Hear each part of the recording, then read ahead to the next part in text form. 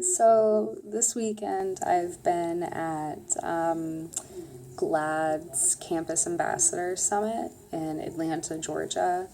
And well, I do really wish that I had been at the Because conference, enjoying the fantastic events and speakers like Sarah Ramirez and one of my friends, and fantastic Indigenous writers and activists, Jen Deerenwater. And if you haven't checked her out, go ahead and do it because she's great. But I am really honored to have gotten a chance to been able to participate in what's going on here in Georgia, and with so many great minds in my age group. But all of these students coming together, dedicating huge portions of their lives to bringing attention to their communities, it's surreal. Coming from South Carolina, coming from where I am in South Carolina, I have never really had such a network of people, even in my capital city, where the only South Carolina LGBTQ plus center in South Carolina is based, and where a lot of my local activism is based. I really never would have gotten the chance to build connections like these. And I had the honor of talking to a bunch of great activists and building connections with people around me. And I even got to finally meet some of my favorite bi activists, Alexandra Bowles and Beth Strauss, who, thank you for picking me up from the airport. I love you. That was so good. But long story short, I've made some great acquaintances. I've made some really good friends. And the training itself was a lot of things that I kind of already know because of the kind of activism that I do. Because of not how long, because I really haven't been doing this that long, but just because of where I am and how I have built my platforms. But I do have some really good takeaways that have really stayed with me that I would really like to share to all of y'all, for your up and coming activists, for you activists that are kind of in a rut, that haven't really gotten the attention and the spread that you really wanted. So the first of these was a quote that's honestly one of my favorites from the whole summit, and it's, "If you're not in the media, be the media." Thank you, Alexandra Bowles. And a lot of what I do personally is based in writing. So a lot of what I do is just writing theory articles, writing opinion pieces, but I actively have started trying to be in the camera more, to gain that visibility, to gain visibility for bisexuals and for the causes that I fight for other than just bisexuality. But it's not always possible to be the person that's in front of the camera or to be the person that's on the answering side of an interview. And just like we need those people on the streets making headlines, we need people to write those headlines, and we need people to share those headlines and to help saturate news outlets saturate news outlets so that way the stories that are being heard and the stories that are being seen aren't the ones that are actively trying to work against us, but the ones that are working for us.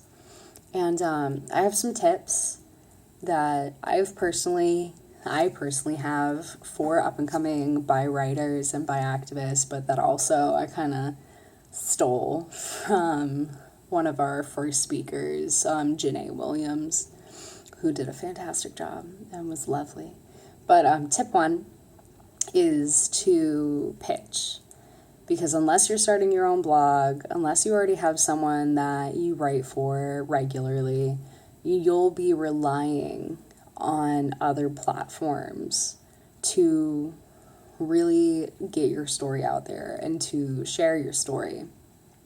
Now, no one will really know No one will really know those stories unless you reach out and unless you try to access these platforms and ask them to let you tell it and ask them to help you tell it. So I've been pitching articles for a while now, and it is hard pitching. Brainstorming, super easy, but I brainstorm in titles, because my title is typically my concept, but turning that title into a 1,500 word story is the hardest part, but it's doable. And if you have at least that main idea, that central point, you have a story. You just have to be able to tell it. So tip 2, once you have the story that you want to pitch, the pitching in itself requires a couple of things. Number 1, you definitely need to select the platform that best fits your story. So I write for Unsweetened magazine, previously known as Antebellum, and I write for Biscuit Mag UK. I wouldn't take a piece focusing specifically on South Carolina activism and send it to Biscuit, because South Carolina is not the UK. South Carolina activism isn't necessarily bisexual activism, so it doesn't really belong on Biscuit. But in that same field of thought, I wouldn't take a story about the global activist movement and send it over to Unsweetened, because Unsweetened focuses on the southern United States and being feminist in the South and all that. So you really have to be aware of where you want to send this. Number 2, you'll definitely need to provide whoever you're pitching to with like a short, eye-catching summary of what you want to write. Janae Williams brought this up in her part of the session. She said, "Don't hide your point. Make sure that you lead with your primary idea. Don't bury it under all of this background information that they're going to get when you write the story anyway." So definitely lead with your best foot forward. Tip 3, keep everything you want to send to the editor, like keep everything that you want the editor to see in one easy place. Put all of your writing samples into a single document, label them, but put them into a single document. Upload any writer information, like writer profile information, directly into the email. Don't send, and I've been guilty of this a lot because I'm lazy, but don't send them like 8 links to different social media platforms, so that way they can form your bio. Send them your bio, send them your platforms. Make it easy, because editors do a lot. Editing's hard work. We don't give editors enough credit, but you're definitely not the only writer that they're talking to on any given day. So it just kind of makes things a little more simple. So Claire Kinney came through with takeaway 3 in my eyes, with her little quote, "If it fails a small community in the movement, it fails the movement." And that's so true with any kind of activism that you're trying to work with. If I, as a bisexual activist, don't make my message as inclusive as possible to every part of the bi community, if I leave out disabled people in a conversation of bisexual health, or if I leave out bisexual trans individuals in a conversation about bisexuality and really anything, honestly, I'm not doing what I can to include the community, like the whole of the community. So a lot of us in activist circles and in left-leaning circles have heard variations of the phrase, if your revolution isn't accessible to everyone, it's not revolutionary, but honestly that is true. That will always ring true.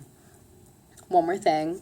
Alexandra Bowles really kind of wrapped up this summit for me and really took the event home with her breakdown of building a successful online campaign.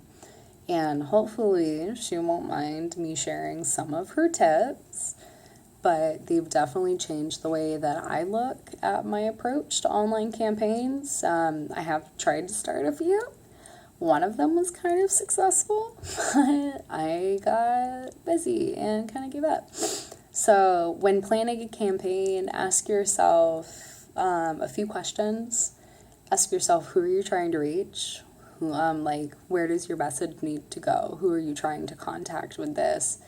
How will you fit into the brand of who you're reaching out to? So, for example, if I reach out to BuyNet USA, how am I going to fit into BuyNet USA's image? I'm bi, but that's not enough. I can't be bi and an asshole. I gotta be bi and I think I try to be a good person. I think I'm a good person. I don't know. Jury's still out. But how will you work within what they're already doing to improve not only what you're doing, but what they're doing too? And number 3, what do you want out of them? It's blunt, but it's true. Like, what are you gonna get from working with them? With working with GLAAD and being their campus ambassador, I got a free trip and some food. So that was nice.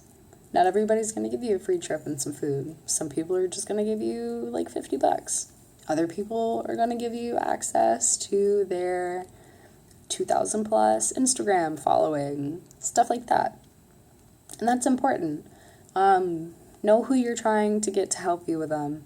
Know what you want them to do for you. Know what you can do for them. Because even in activism, people are greedy and we want things. And one of us may want representation and the other may want more Instagram followers. And that's how the cookie crumbles. But one more quote. I know I said finally, but one more quote from Alexandra. And it's because I'll admit, like, I was fangirling a little bit when I met her because I've been talking to her online for so long and working with her online for so long, and I've never met her in person. But you have to remember to adjust your message to fit your platform. So if you want to send a message that's over like 140 characters, don't use Twitter. Even though they use 280 now, don't use Twitter. No one wants to read 18,280 character things on Twitter. No. Twitter is for backhanded insults and quick news bites. That's it. So if you're if you want to do something over 140 characters, use Facebook. If you're going to use Facebook, use an image to go with your long rant, because Facebook has some weird algorithms that I've had to struggle against for a really long time. If you're pushing advertisements and photos, use Instagram. Instagram will work great. If you need to just push out a thought or share a quick update about your event, or if you want to live blog a protest, Twitter will work. You are sharing news bites, probably also sharing a little bit of some backhanded compliments and outright insults, because it's Twitter. And we all see how our president tweets. And honestly, I have such a love-hate relationship with Twitter, but 80% of the bi-activist community uses Twitter, so I feel like I have to. Don't really have a choice there. But those are all of my key takeaways from this weekend, and hopefully I put them in kind of an easy-to-digest way, because up-and-coming activists are always asking me what they can do. And try to find their way to get started in like the super hectic world that is activism and unpaid constant labor. But if you don't think these tips really apply to you because you're not in the physical field, you're more of an at-home activist or an internet activist, that doesn't matter. That does not matter. If you're walking the streets with petitions, that's great. If you're sitting at home and you're the one on the front lines of the next terrible Reddit attack, that's fine. You're valid. You're doing work. You're doing what you need to do. And you just need to remember to take care of yourself and practice self-care. So to wrap this up, because it is like 2 a.m. and this is a 16-minute long video, I really encourage all of you that are going into college or currently in college but not graduating yet to apply to be a campus ambassador. Be a voice for your community, for your campus. Be a voice on your campus. Bring attention to the struggles that everybody is ignoring. And honestly, let GLAAD help you get your story out for others to see. And get your story out for others to be inspired by. And applications are going to be opening up in a few months, like in 6 months. So message me if you have any questions. I'm really message me if you have any questions about my work or about being a GLAAD ambassador. If I can't answer it, I'll direct you to somebody who will. It is 2:17 a.m. I have to catch a flight in 7 hours.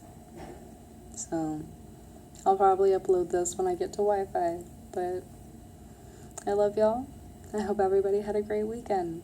And I will talk to you later.